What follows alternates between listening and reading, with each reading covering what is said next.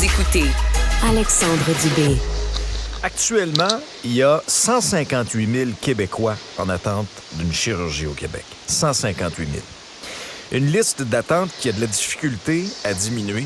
Pourquoi? Parce que nos blocs opératoires roulent encore au ralenti au Québec. C'est ce que le journal nous apprend. Dr Patrick Charlebois est président de l'Association québécoise de chirurgie. Bonjour, Dr Charlebois. Merci d'être là. Bonjour, M. Dubé. Ça fait plaisir.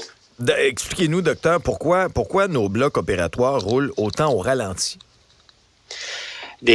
Pour opérer des patients, ça nous prend des blocs opératoires, ça prend des salles, donc avec l'équipement, des salles équipées, mais ça prend surtout du personnel. Et ça prend toute une équipe de personnel, donc un chirurgien, un anesthésiste, mais du personnel infirmier, des préposés, des inhalothérapeutes. Ça prend des lits pour hospitaliser les patients après l'opération, ça prend du personnel encore là dans les salles, aux étages, puis dans les salles de réveil. Alors, ça prend toute la chaîne de montage pour pouvoir fonctionner.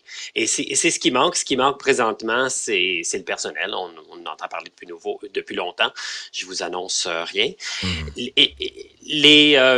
On a appris dans le journal ce matin, les pourcentages sous-optimaux d'utilisation de ces blocs opératoires-là. Donc, des salles disponibles, équipées, qui restent fermées parce qu'il n'y a pas de personnel. S'il y a beaucoup de disparités à travers la province. En région, on s'en sort un petit peu plus. Quand on se rapproche de Montréal, il y a plus de problèmes. En Outaouais, en Estrie, dans la Naudière aussi, là, des gros problèmes d'accès. Parce que quand on regarde quelques chiffres... les quelques chiffres, docteur, en lien avec ce que vous dites, là, le taux d'utilisation des blocs opératoires des hôpitaux du Québec, dans le Pontiac, à Chaville, on est à 33 %. Amqui, 34 %. Maniwaki, 50 %. Témiscouata sur le lac, 60. Sept-Îles, 61. Ça, ce que ça veut dire essentiellement, c'est que une bonne partie de la semaine, on n'opère pas à l'intérieur de ces salles-là. Comment on peut se sortir de ça, Dr Charlebois? Vous me parlez de la pénurie de personnel, c'est vrai, mais est-ce qu'il y aurait moyen peut-être de réorganiser le travail, d'optimiser les ressources qu'on a actuellement? Il y a toujours de la place pour améliorer les processus puis optimiser, mais en bout de ligne, ça prend des gens, là. Alors, on peut étendre les heures, on peut faire dans l'organisation des plans de travail de tout ce personnel-là, faire des shifts plus longs, entrecouper les shifts pour pouvoir faire rouler les salles d'opération plus longtemps. Mais d'ouvrir une salle supplémentaire en parallèle des autres, ça prend une équipe complète, là. Alors, c'est difficile dans la seule organisation des horaires. En bout de ligne, c'est le patient qui en paie le prix?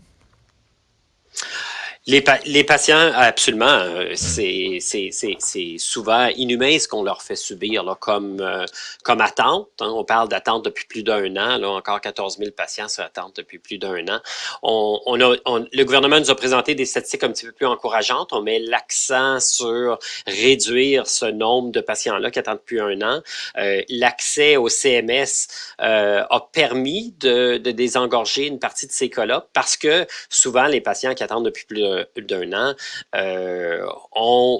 je généralise, mais ont tendance à être des cas qui sont un petit peu moins lourds et qui peuvent être faits en CMS. Donc ça a aidé, mais reste que 148 000 patients qui attendent, c'est beaucoup de gens, et c'est beaucoup de gens qui sont à la maison, qui souffrent, qui manquent du temps avec leur famille, au travail, à leurs études.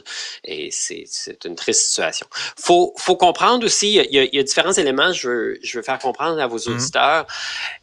On compare, le 100% auquel on se compare, c'est le chiffre pré-pandémique. Hein? Ouais. Alors, c'est comme si avant la pandémie, on n'avait pas de problème, on n'avait pas de liste d'attente. Mais faut se souvenir qu'il y en avait. Je suis sûr qu'il y a des entrevues que vous avez fait à ce moment-là aussi, parlant de liste d'attente, de pénurie de personnel. Ouais. Ouais. On travaillait avec de personnel étiré qui soutenait ce réseau-là à bout de bras. C'est pas évident. Avec un peu de moins, c'est la débandade. C'est clair. Merci beaucoup, Dr Charlebois. Ça m'a fait plaisir, n'importe quand. Souvenez-vous qu'en mai dernier, le ministre de la Santé nous avait lancé un plan de rattrapage pour ramener le nombre de patients qui attendent depuis plus de 12 mois à ce niveau pré-pandémique. Là. On parlait de 2500 patients d'ici la fin 2024. Est-ce que dans ce contexte-là, est-ce qu'à ce rythme-là, c'est réellement réaliste.